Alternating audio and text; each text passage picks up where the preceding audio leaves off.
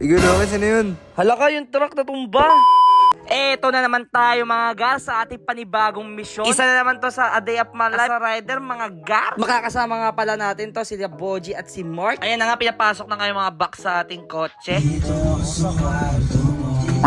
Ayos, may pasahod rin pa nga si Boji. At ayan na nga, napasok ng mga box mga gar. Ayan, pipicturean na nga natin nang makaalis na nga tayo. At mahaba-haba pang araw para makapag-deliver pa tayo ng marami ngayong araw mga gar. At eto na nga mga gar, nakarating na tayo sa ating drop-off. Mukhang napakakulit nga ni Boji ngayong araw mga gar.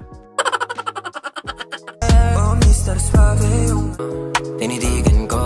Ay, sa tapagtripan na naman tayo ni Poging Mark. Ito, binakay ko na rin yung sakyan para may i-unload dun sa likod. Request kasi ni customer na sa likod na lang daw i-unload dahil dun yung storage room nila. Para sa akin mga gar, mahirap tong ganitong backing. Pero sa araw-araw as delivery rider, natututo na ako ng ganitong mga skills. Eto na nga mga gar, binababa na namin yung mga parcel. Mukhang marami-rami pa tong box na ilalabas namin di sa kotse. Buti na nga lang, sinamahan ako nila Mark at Boji. Kasi kung ako lang mag-isa neto, grabe pagod ko neto niyan. Ito nga pala mga diniliver namin ay mga plastic gloves. Ginagamit para sa hospital. Nasa around 50 boxes nga pala yung pinadeliver sa amin ni customer. At ito mga gar, tuloy-tuloy pa rin tayo sa pag-unload ng boxes. Boji, gang. Ibang-iba pa rin yung pakiramdam mga gar kapag kasama mga kaibigan mo sa trabaho. Kahit maliit lang yung kita, pero masaya pa rin kayo. Bilib din ako to sa mga kaibigan ko na to, kahit na hindi ko sila napapasweldo. Malibre ko lang sila ng kain, eh masaya na sila. Kaya papasalamat pa rin ako sa mga kaibigan ko na to, kahit na walang-wala ako, eh sasamahan pa rin nila ako. Kaya kung may mga kaibigan kayo na tulad nila Boji at Mark, ingatan mo sila kasi bihira na lang yung tao na sasamahan ka, lalo na sa panahon na walang-wala ka. At eto mga gar, completed na yung ating pinaka first booking of the day. Pero hindi pa rin tayo matatapos dyan mga gar kasi kukuha pa rin tayo ng pangalawang booking natin. Eto mga gar, biyahe muna tayo hanggang makakuha tayo ng mga booking. Minsan kasi kapag umaandar ka, doon nakakakuha ng booking eh. Lawrence. Kung may yang, may own. Napaka-angas mo Boji, sobrang angas man, dami mo na naiisip. Iyaan mo, libre na lang kita ng pagkain mamaya, baka gutom lang yan. Ano sabi niya kanina? Wala na matutulog. Wala matutulog. Kaya bagsak ako. Ibig lang, ayun. Tulog, bagsak. Kuya. Wala kaming barya. Eto mga gar, nakakuha na rin tayo ng booking natin. Kaya agad-agad na rin natin puntahan nang ma-pick up na natin yung item at ma-deliver. Grabe talaga traffic dito sa Bikutan, papuntang Taguig. Inabot kami ng almost 2 hours sa traffic lang. Dito pala dito kapag tanghali. Buti na lang nakalis kami agad dito sa traffic. At eto na nga mga gar, nakarating na tayo sa pick up location. Mga item na kukunin pala natin dito is i-deliver pa natin sa Dasmariñas, Cavite.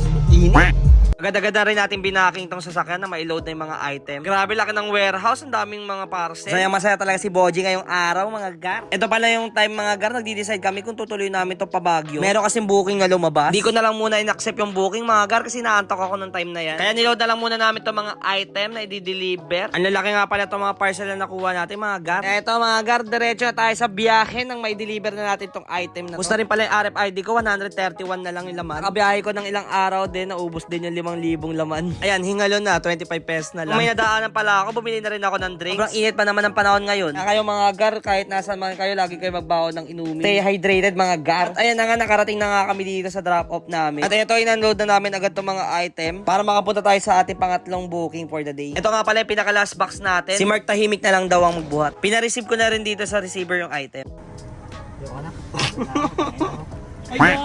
Eto na nga mga gar, sa ating pangatlong booking. Puntahan na natin sila nang ma-pick up na natin. Para sa pangyari to mga gar, baliktad, doon pala sila sa kabilang street. Laking gulat ko mga gar, puro halaman yung dala nila. Kaya ganun-ganun na lang makatulala si Bart. Paano naman kasi ang ating sasakyan dahil dito. Itong booking nga pala natin, may kasamang dalawang pasahero. Pangyari nito, tatlo sila kaya nagpadagdag na lang tayo. At eto na nga mga gar, biyahe tayo ulit. Sa kakulitan ni Boji buong maghapon, ito tulog-tulog na siya ngayon.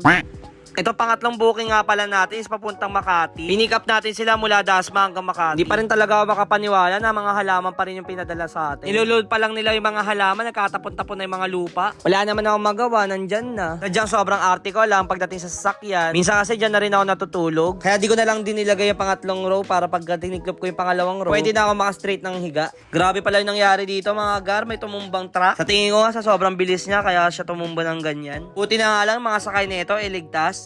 Kaya kayo mga gar, kahit gaano kayo nagmamadali, mag-ingat pa rin kayo. Makakarating rin naman kayo sa inyong pupuntahan. At ayan na nga mga gar, nakarating tayo sa Makati. At ayan na nga, ina-unload na nga ni Boji at ni Poging Mark yung mga halaman. Ito mga halaman na to, ibebenta pala nila sa bazaar, sabi ni customer. Sabi ko sa inyo mga gar, ito sa sobrang arte ko, pinakarwash ko agad-agad itong sasakyan ko. Ito mga gar, nakakuha na rin tayo ng ating pang-apat na booking para naman pauwi pa Cavite. Napakalapit lang naman, kaya kinuha ko na rin mga gar. Ito mga gar, nakakuha din ako ng padasma na. Kaso nga lang, mamaya pa tong 1:30 ng umaga. Kaya ito, hanap muna tayo ng mga malalapit na pwede natin i-deliver dito. Habang naghahantay tayo para mamaya dire-diretso na tayong pa Cavite. At ito na nga mga gar, nakakuha tayo dito ng panibagong booking. Ang maganda naman dito mga gar, Pasay to Pasay lang siya. Kaya sinaglitan ko muna na ihatid. Kaya 50 pesos din naman, sayang din naman. At ito, nakarating din naman tayo agad. At ito na nga mga gar, papunta na tayo sa pick-up location ng ating papuntang Dasmariñas. Ito na yung ating pauwi. Sabi mga gar, ang dami nangyari sa buong araw natin. Wala ko, swerte na tayo mga gar. Ito, cancel tayo. Nakausap ko rin pala si customer itong mga time na to. Usapan namin, dito lang kami magkikita sa may bangko malapit. Tapos nung dumating na yung 1:30, hindi na siya sumipot. Panay tawag ako sa kanya ng mga oras na yon.